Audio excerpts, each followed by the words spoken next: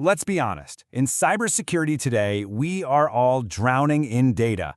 We've got alerts, indicators, warnings. It is a constant, nonstop flood. But what if the answer isn't just getting more data, but getting more meaning? Today, we're going to dig into how one simple thing, context, can completely transform all that noise into intelligence you can actually use. And this quote, it really gets to the heart of the problem, doesn't it? It's a paradox that every single security professional is living with right now. You've got more threat data than ever before, but how much of it is actually useful? Your CMs, your inboxes, they're overflowing, but 99% of it is just noise, indicators that have absolutely zero relevance to your organization. And this is exactly what we call the security data paradox. It's not that we have a lack of information, far from it. The real problem is a profound, critical lack of context. Our security teams are literally drowning in alerts, while at the same time, they're starving for the meaning behind them. And this isn't just an inconvenience. This problem has a very real, tangible business cost. We're talking about countless hours wasted chasing down alerts that go nowhere, incident queues that just get longer and longer, and defenses that are built to fight generic threats, not the ones that are specifically targeting you. And you know what the biggest cost is? Analyst burnout. It's a huge issue across the entire industry. Okay, put yourself in an analyst's shoes for a second.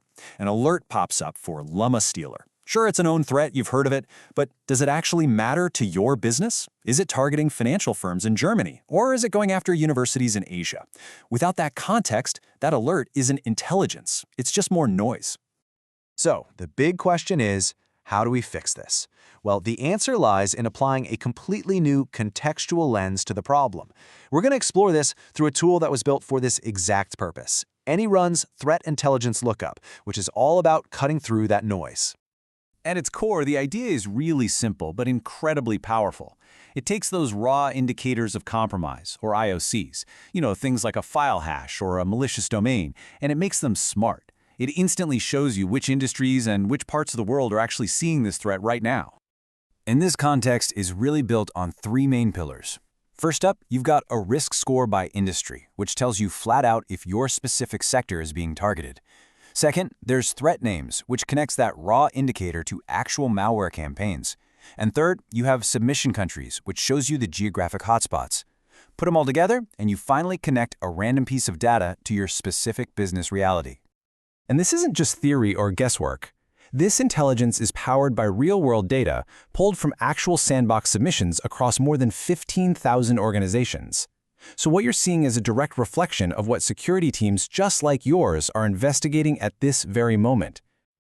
Okay, that's the theory, but how does this actually play out in the real world?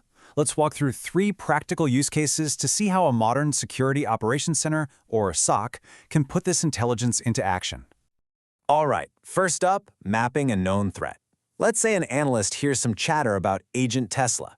They run a quick query. Instantly, they can see which industries and regions are getting hit the hardest. If their sector, let's say it's manufacturing, is high up on that list, that alert immediately gets escalated. Just like that, that's triage happening in seconds, not hours. Okay, let's get a bit more strategic. Imagine you're the CISO at a German manufacturing company. You don't need to know about every single threat out there in the world. What you really need to know is what threats are targeting us. And here's how you get the answer. With a simple but really elegant query. You just filter for threats seen in the manufacturing industry, specifically from submissions inside Germany. This just cuts right through all that global noise to give you a direct, focused answer. And the result is a crystal clear, prioritized list.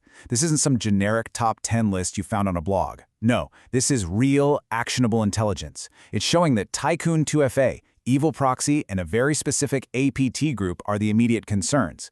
Now the team has a targeted list they can use for threat hunting and for building better detections. Let's do one more, a really common scenario. This time, we've got a hospital in the US that is just getting hammered with phishing attacks, day in and day out. They need to know which specific phishing campaigns are targeting healthcare in their region. So they run this super specific query. Look at how they're layering these three pieces of context together. Their industry, which is health, their country, the US, and the specific threat type they're worried about, phishing. This lets them focus their defenses, their firewall rules, and even their user training on the exact phishing families that their peers are already fighting. It's a fundamental shift from just reacting to fires to proactively building a fireproof security posture. So what's the end result of all this? It's a huge shift, a move away from that constant, stressful triage to a much more strategic and, frankly, triumphant security posture. Let's break down what those tangible business benefits actually look like. I mean, the transformation is pretty much night and day. Your mean time to detect goes from way too long to incredibly short. Your defenses go from generic to laser-focused. The sheer volume of false positives drops dramatically, and most importantly, that feeling of analyst burnout gets replaced with higher efficiency and, honestly, better morale. And this isn't about improving just one little metric. It's about creating a virtuous cycle across the entire security lifecycle. When you detect things faster, you can respond faster. When you have fewer false positives, your analysts are freed up to do more focused detection work, which in turn drives up efficiency for the whole team.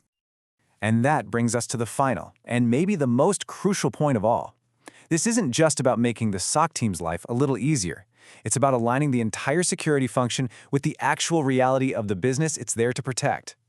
Because at the end of the day, that's the job, right? Security's purpose is to protect the business, its operations, its profits, and its hard-earned reputation.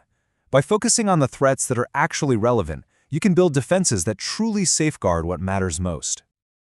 So let's be really clear about this. The goal of security has never been to defend against every single threat out there. That's impossible. The real goal is to defend effectively, and effectiveness comes from knowing what to focus on. Context is what gives you that focus. It turns an impossible mission into a strategic and winnable one. So the real question you have to ask is, are you busy defending against everything, or are you defending what truly matters?